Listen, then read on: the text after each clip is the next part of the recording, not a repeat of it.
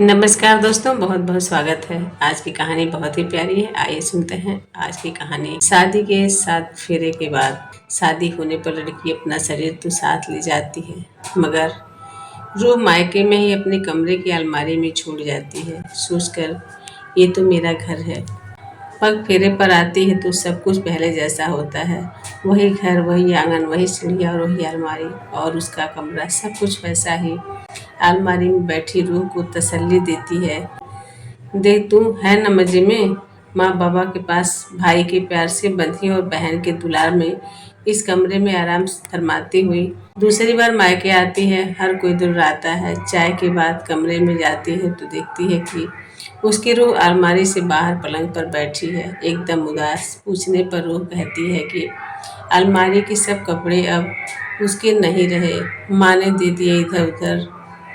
बाली बूंदों से लेकर चप्पल जूतियाँ छोटी बहन ले ली। सूखे काजल और खत्म होने को आई गुलाबी सुर्खी को माँ ने कचरे के डब्बे में डाल दिया। बचे तुम्हारे सर्टिफिकेट को एक पन्नी में डालकर रख दिया गया है कि अब इनका यहाँ क्या काम, जब तुम जाओगी तो दे देंगे तुम्हें, ताकि ले जाओ इन्हें ससुराल। लड़की थोड़ा गुस्से में मगर आहिस्ता से कहती है, और मेरे सारे पोस्टर, वो तो तुम्हारी शादी की पुताई में ही हटा दिए गए थे, मगर शादी की धुन में तुम्हें कहाँ होश था। लड़के को ऐसा लगता है कि माँ बाबा सभी मिलकर उससे सौतेला बर्ताव कर रहे हैं। तभी पास बैठी रूह कहती है, देख, फिक्र न कर, एक कमरा तो तेरा आज भी है, तेरी रूह का बसेरा यहीं है। लड़की खुश हो जाती है, आंखों को बंद करके कोहनी की दीवार माथे पर बनाकर सो जाती है। 3 दिन अच्छे गुजरते हैं, फिर रूह को कमरे में ही छोड़ चली जाती है ससुराल। अब की बार 6 महीने बाद आती है। 8 घंटे देर से आई ट्रेन ने लड़की के लिए मायके के सफ़र को लंबा कर दिया था। घर पहुंचते ही माँ से चाय के लिए कहती है।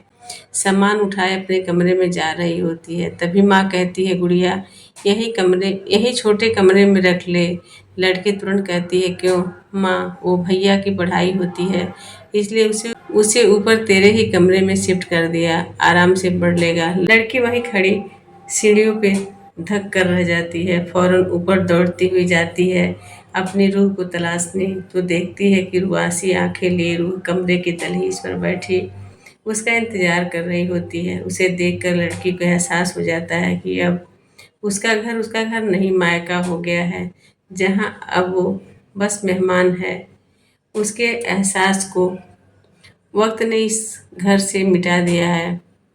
हताश लड़की अपने बैग और स्ट्रॉलर को पलंग और दीवार के बीच के हिस्से में फिट कर लेती है और 3 दिन कभी इस कमरे में तो कभी उस कमरे में सोकर गुजार देती है।